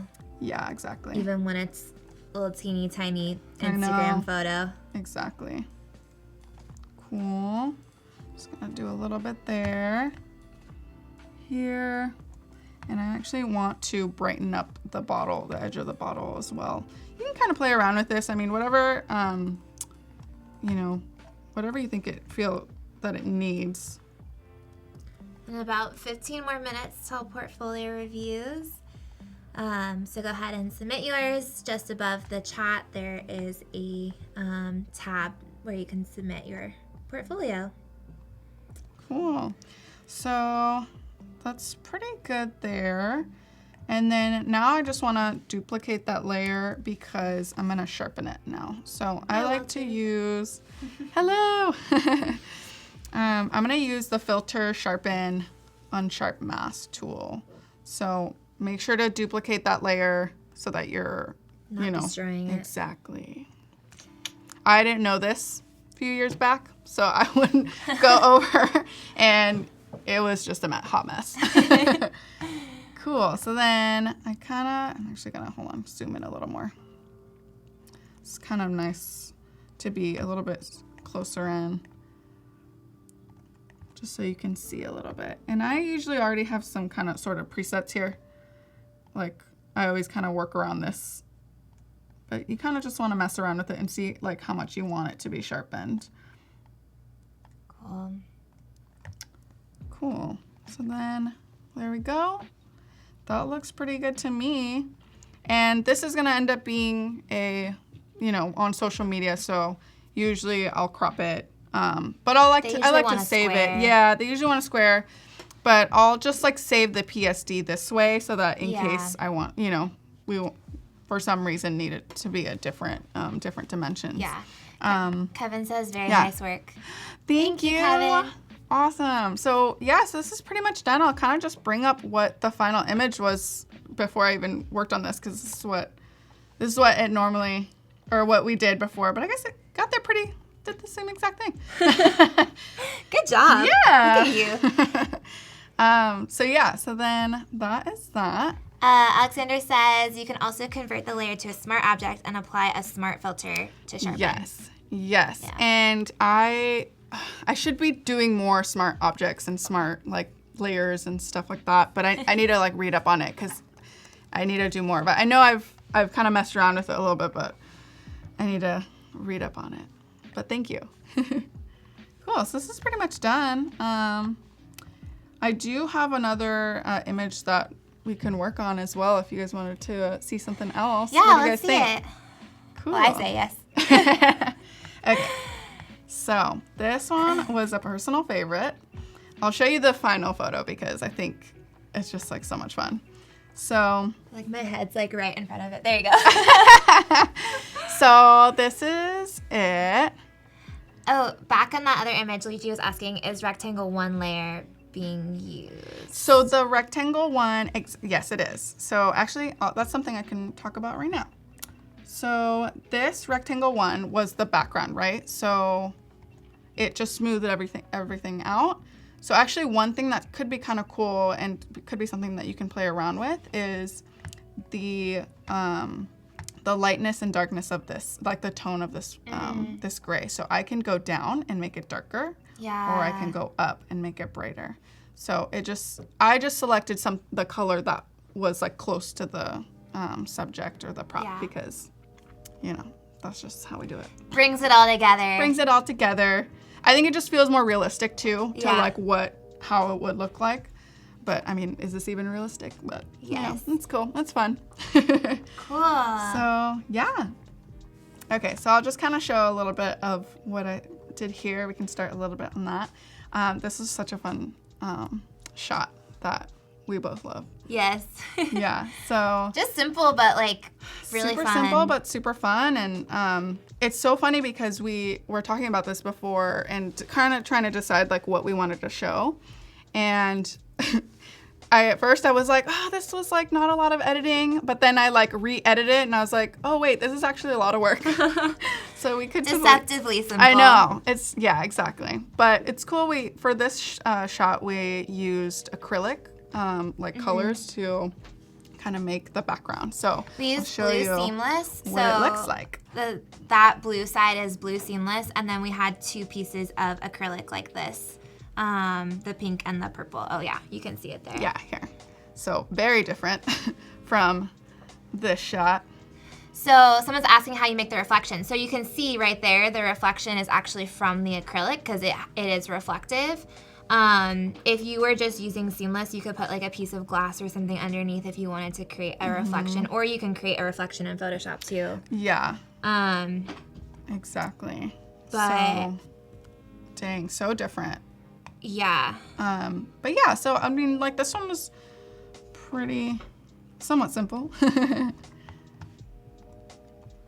So the main thing with this one was more about like kind of, because we only had these like small acrylic pieces, the main thing with this one was kind of extending the filling in the rest of it. Yeah. Exactly. And then fixing the reflection behind. Yes. Like if you see up there, there's reflection from the little bottles into the acrylic. And from the white card. You can see the white card there too. Cool. So I'm just going to kind of do a little bit on here and then take it over to Photoshop. It's like a little dull. Also the color's off a little bit. I kind of always loved just use auto just to see like what it picks up. What it looks like. Yeah, and it's usually pretty spot on. But that looks pretty And okay you went to back me. to Lightroom, so you're in Lightroom again. I'm in Lightroom again. Starting in Lightroom. We talked about that in the beginning. Being able to apply multiple edits to the same photo or to different photos in Lightroom, which will help make your process a little faster. Yeah. And yeah. And in this case, like I probably could have taken this over to Photoshop because again, like Adobe Camera Raw too. But yeah, especially because it's a standalone image. It's not like we created multiples. That this are was part a of the single set. image. So, hi, Willie. Thank you, Willie. Thanks for joining.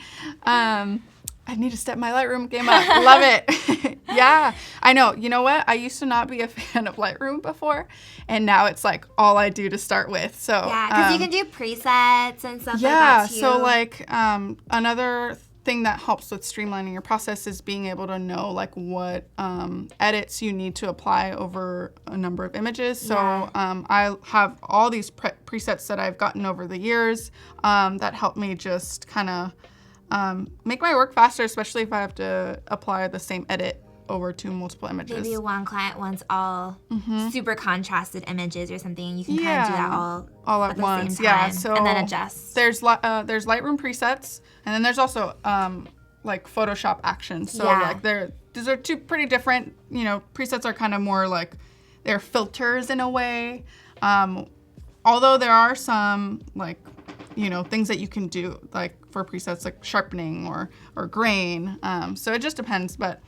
Yeah, so I'm just starting over here in Lightroom again, and it looks a little bit dull, so I'm just gonna bring up the exposure just a tiny bit and add a little bit of contrast.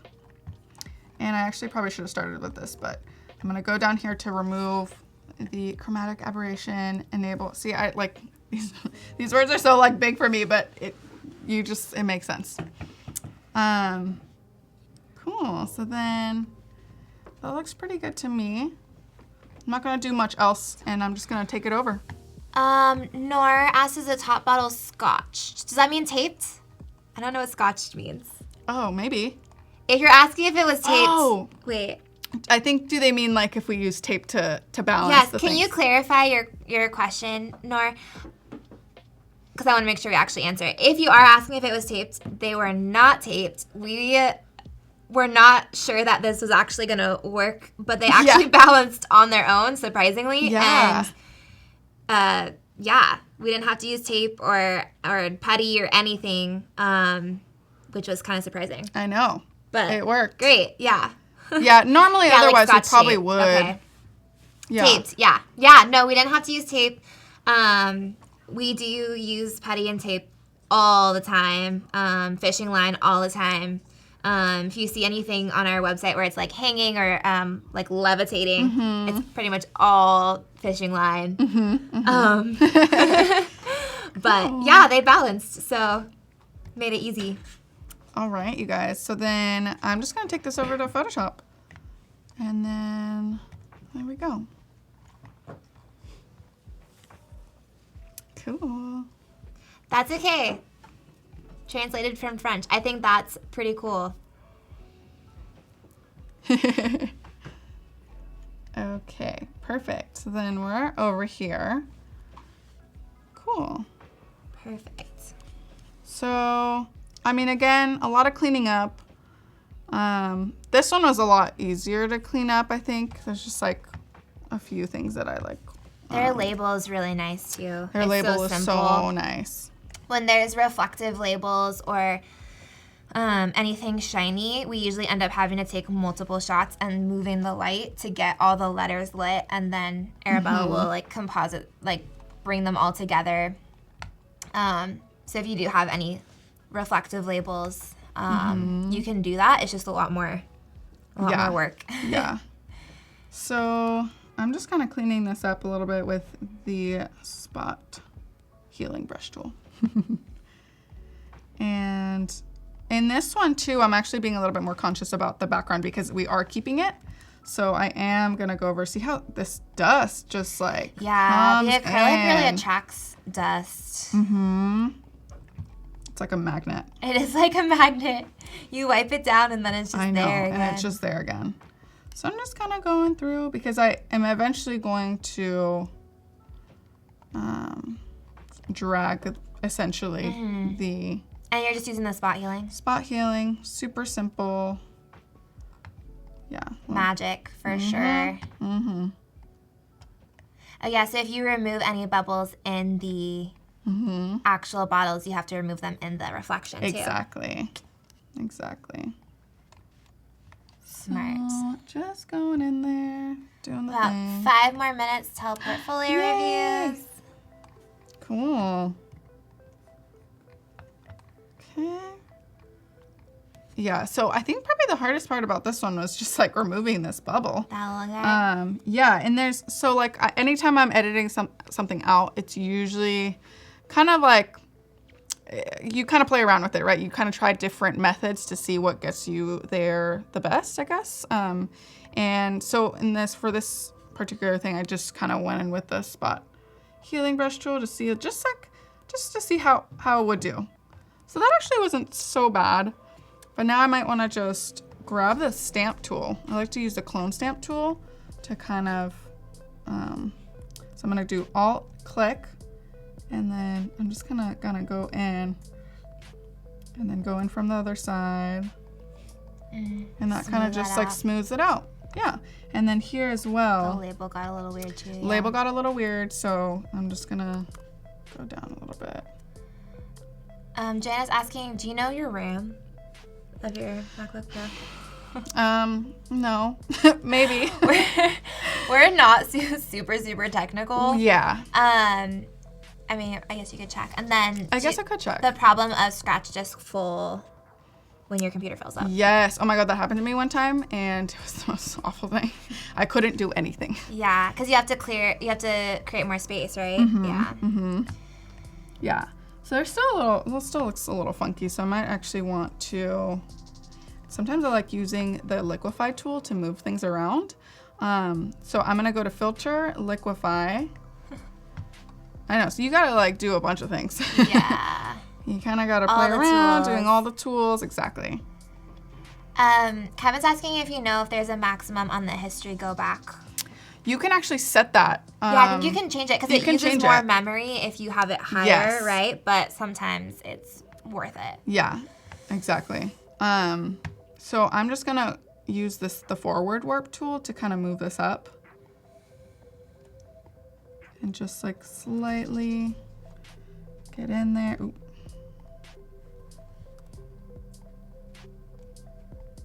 Just to kind of help smooth it out a little bit, just so it looks a little cleaner.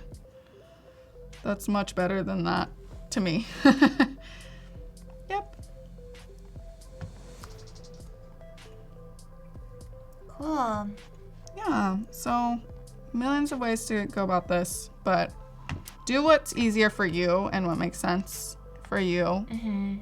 You know, there's no wrong way to do it, and it's also okay to like look up things if you don't know how to do something. Google is your best friend. Like Google, YouTube, like all of the things. Like there's so many times that clients will ask us if we can do a certain thing, and we're like, yeah, we can totally do that 100%, and then immediately go home and we Google it. Yeah, sometimes you just like, you figure it out as you go, and it's okay to not know every single thing, but as long as you're confident and you know, you have the, like, it's not like you don't have the skills. It's, you have the nature to learn it. You kind of know what you can say yes to and what you shouldn't say yes to. But there's so much you can learn online now. Yeah, there's so much. Okay, awesome. Cool. Yep. Just kind of going in.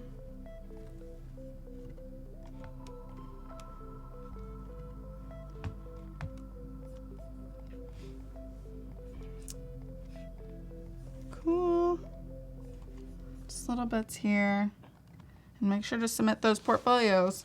Yes, about one more minute and we're going to jump over to that.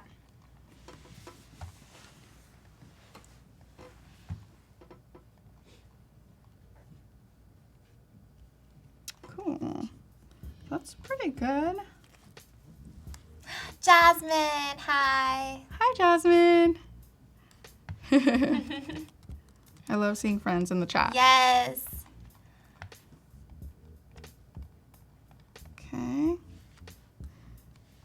Still cleaning it all up. Yeah, it's so funny. I need to clean my screen because what I think is a dust particle on my image is like something that's on my screen. So.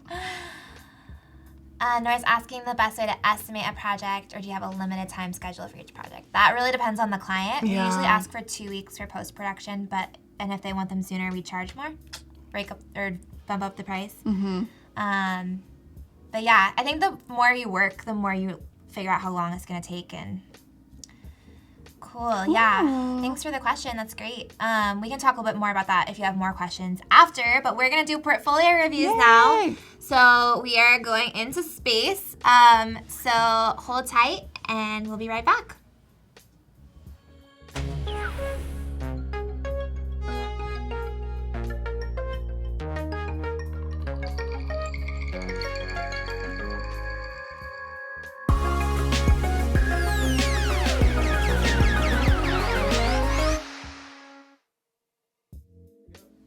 Hello! Hey. We're back, but now we're in space.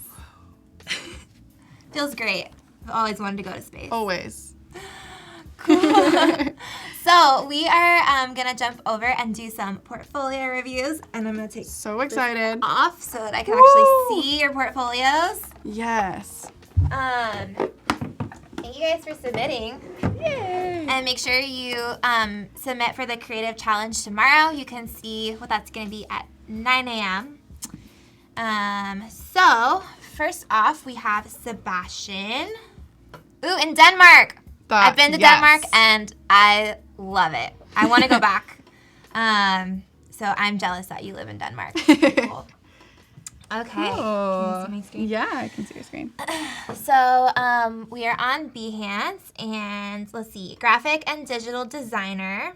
Cool. Web developer and photographer living in the happiest city, Copenhagen. It is a very happy city. Cool. So let's take a look at this. So we just have Really cool. the overall portfolio.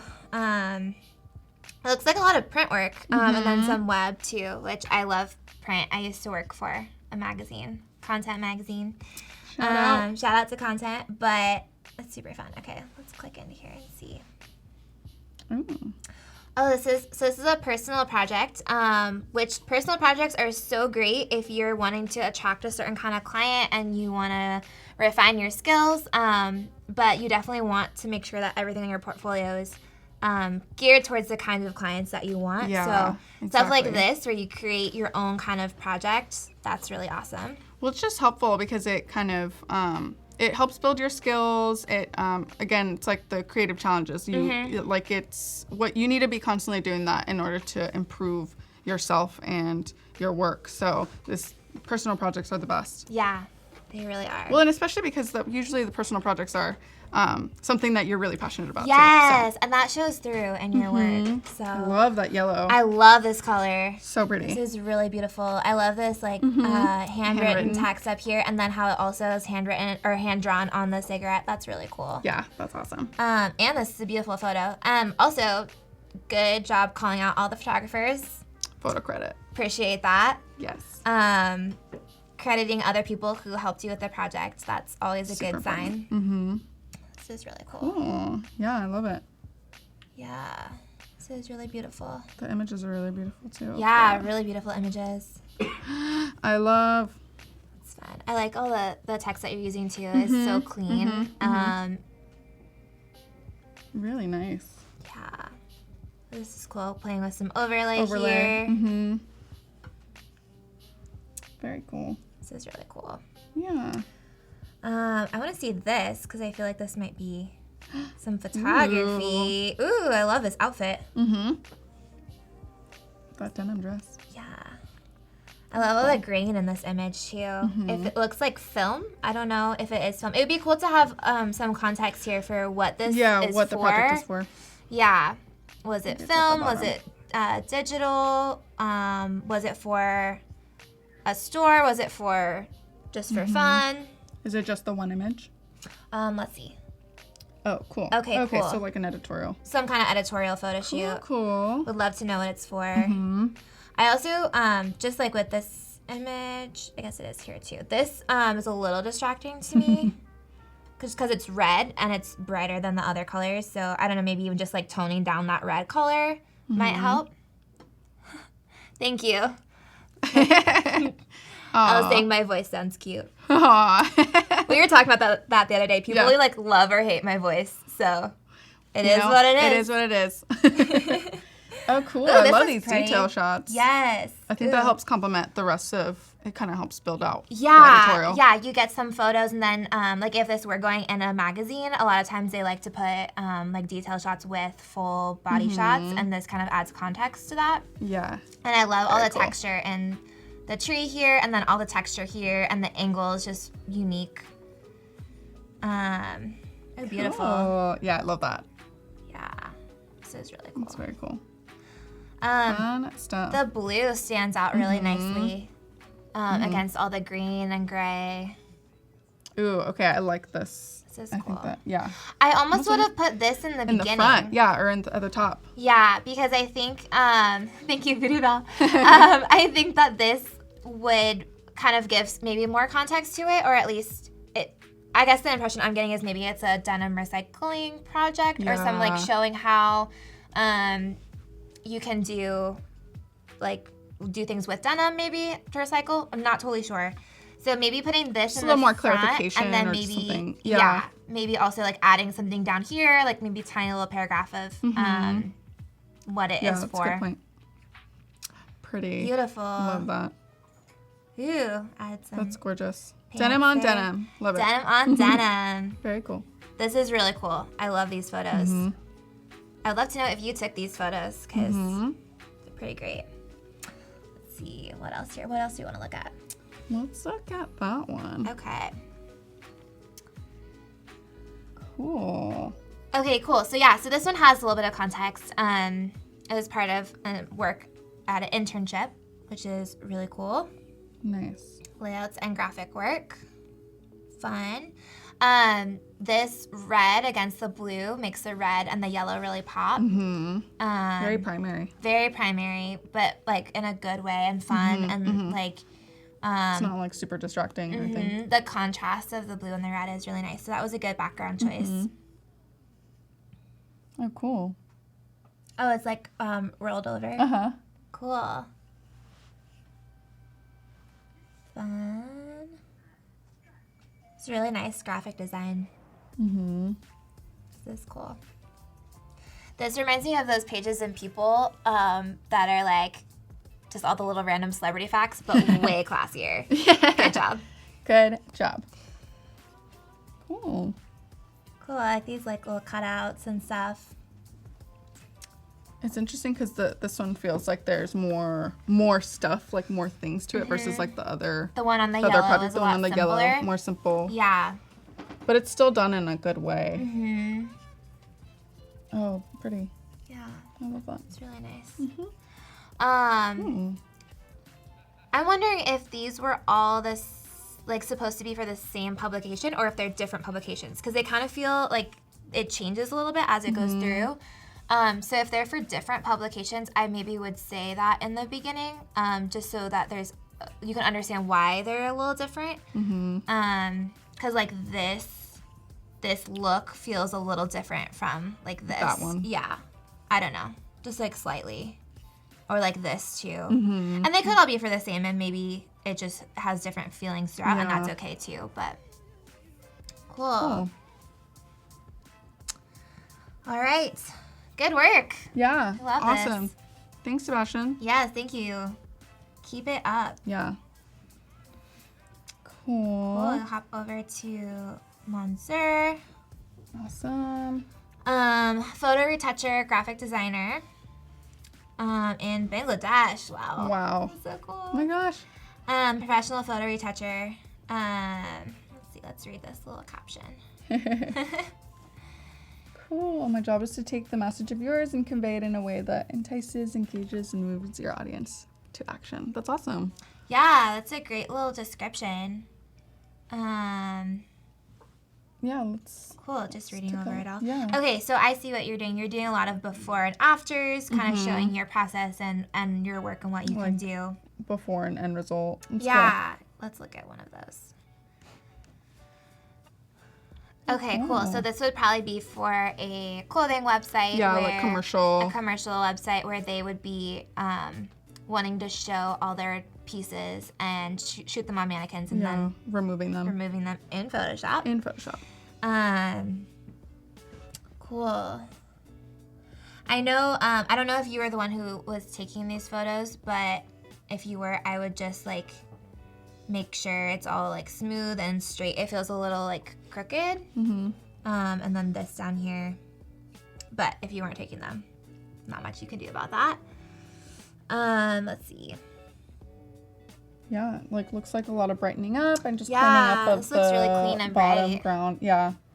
Yeah, all the background out here is all smoothed out. See over here, it's like there's a Pops gradient. more too. That's cool. And this white color is so much creamier and more appealing. Very cool. Okay. Sweet. I think one thing I would suggest is maybe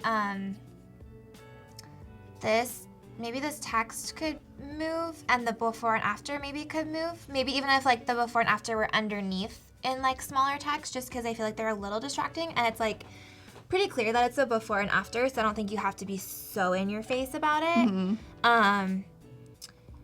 And even if you had maybe a description just at the top, you can add text to your Behance project and say like these were before and after shots or something like that, so you wouldn't even have to have text on the actual images. Because sometimes it could be kind of a little bit distracting. And I think people would get it if you had it as like the title versus like having it on the because the retouching is so nice, and I think people will really understand that it's before and after, and if the text is there, I feel like it's just a little bit like I'm reading the text more than looking at the image.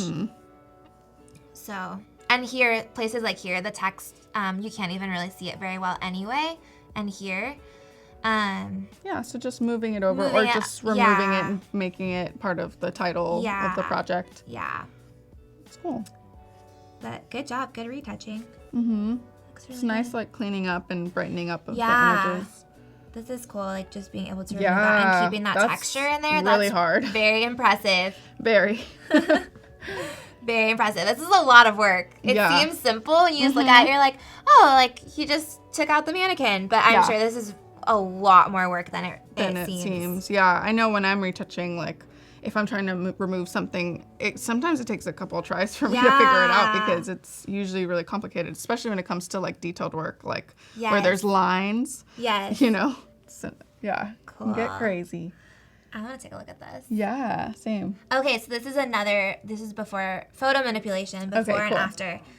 So it looks like, okay, cool. So here I feel like this is good right here to have this underneath of like, these were the things that I did. So like change the backgrounds, change the hair color, skin retouching. That's really cool. It gives more context. And I think this down here is less distracting than having it on the actual photo. So it's really good. Exactly. Cool. Oh, this is a composite. Wow. Okay. Yeah. Cool. So again, I think that this text could just be underneath and that you can let the image speak for itself. But that's pretty cool that this looks like a completely different photo situation. I know. Oh my gosh. That's cool. Yeah. Oh, wow. Wait, whoa. That's crazy. You need to show us your ways. I know. Tell us how you did things. Tell us how you did this. This is pretty cool. That's really neat. Yeah, even getting like the muscles in here. I would love to know if you took this from a different photo or what happened. Oh, face swap. Oh, got it. See, okay. You explained it. Good job. That's really cool. Ooh. This kind of reminds me of Anna, like feeling the color, Anna McNaught from last week. The colors and kind of the feeling of the image. That's awesome. Cool. Yeah, some pretty good stuff here. Yeah. I really like some of these shots too of like the rooms. Do you see how he added like color to them? This is cool. That's this would be neat. cool for interior designers. Yeah. You could market this to them and they could show their clients like what the colors what it would look like. if yeah, that's pretty neat. Yeah, like this. That's pretty cool. This is just like brightening and stuff. Yeah. Very cool. Cool. Yeah, I think same thing, just kind of I feel like the text is a little bit distracting, so I think maybe putting it in a smaller underneath or yeah.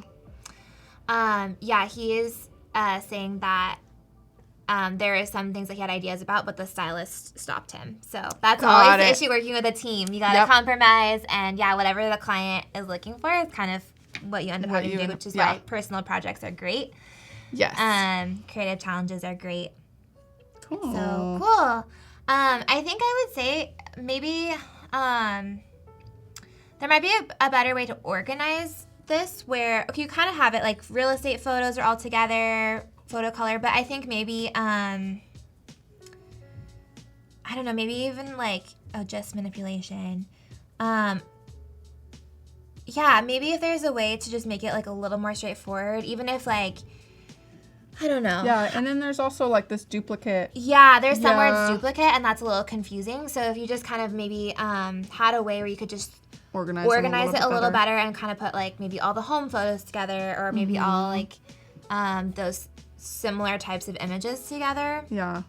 And then I think, my biggest critique would just be to take the text off the photos and like really let your photos shine, and use those text boxes that you can add in Behance as ways to describe it. But good job. I'm really impressed with your retouching. Yeah, that's incredible. It's pretty awesome. So cool. Yeah, I wonder how much time you spent on that. I know, so much time, I'm sure. Yeah, very impressive.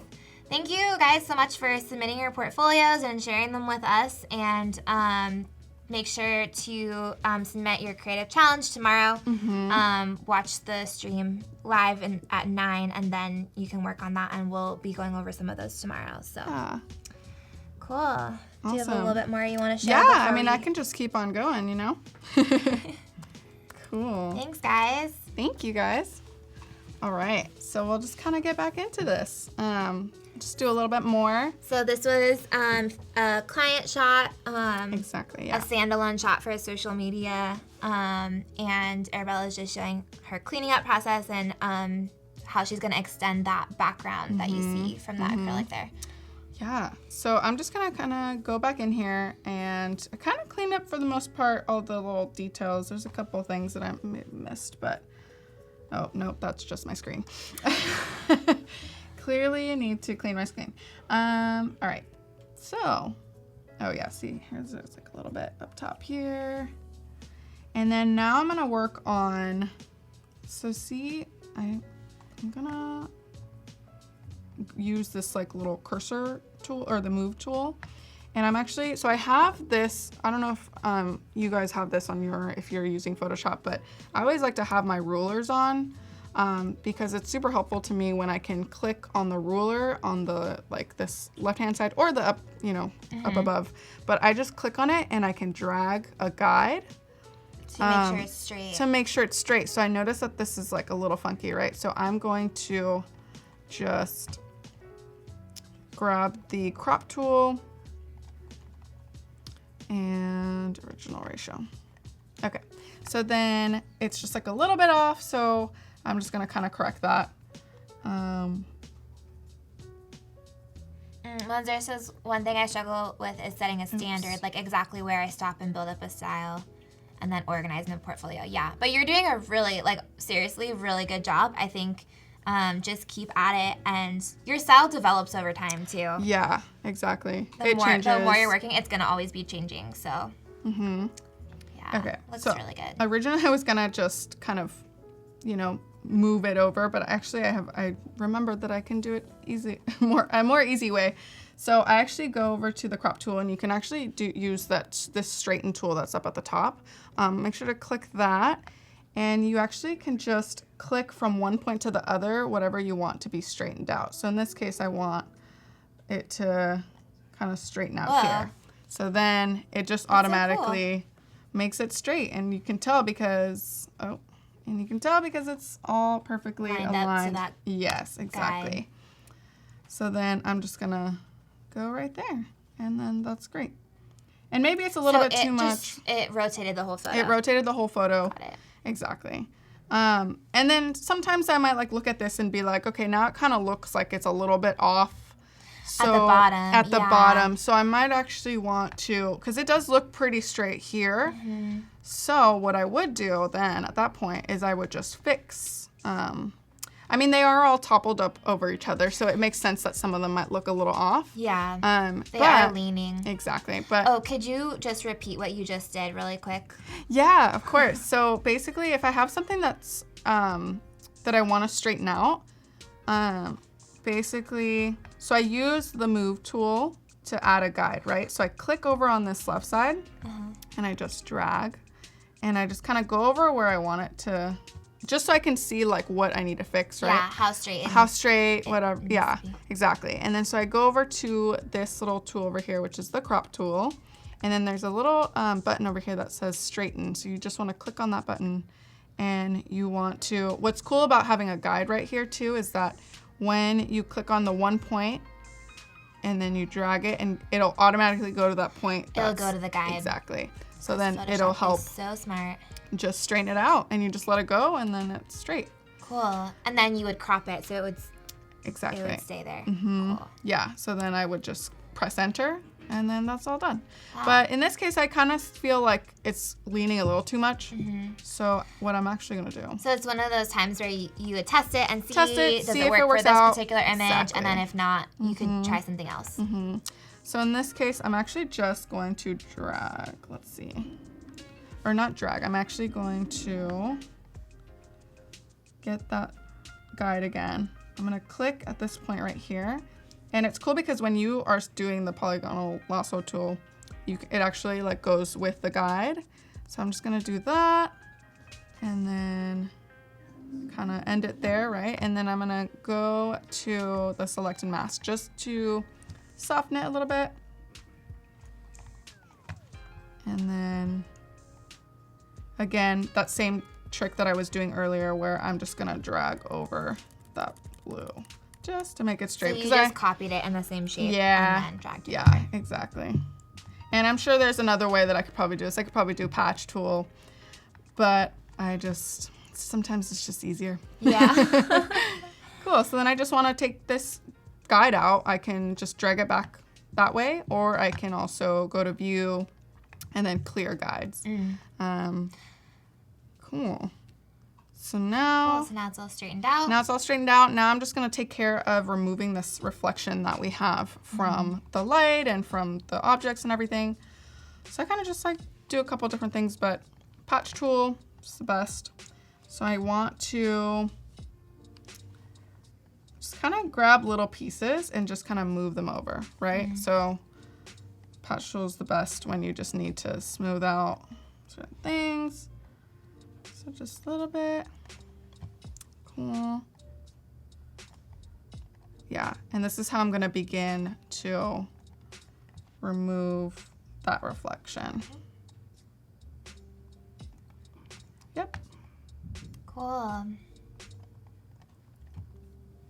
It's all trial and error. See, I did that right there, and it brought a little bit of the blue in there, so I'm actually going to redo that one. And I'm not going to be so close to the edge there. Cool. All right, so that is all the time that we have for today. Thank you guys so much for joining us and for all your questions. It was so great chatting with you guys, and we're gonna be back tomorrow. Yes. Same time, 9:30. We'll be doing another chat and win. We'll be going over creative challenges, and we're gonna be doing more Photoshop work, especially with like cloning and all that doing kind of some stuff. fun stuff. Yeah. So show you some more tricks. Yes, come back tomorrow. Feel free to message us on Instagram or through our website if you have any other questions or anything, and we will see you tomorrow. Yeah. Bye. Cool. Thank you guys.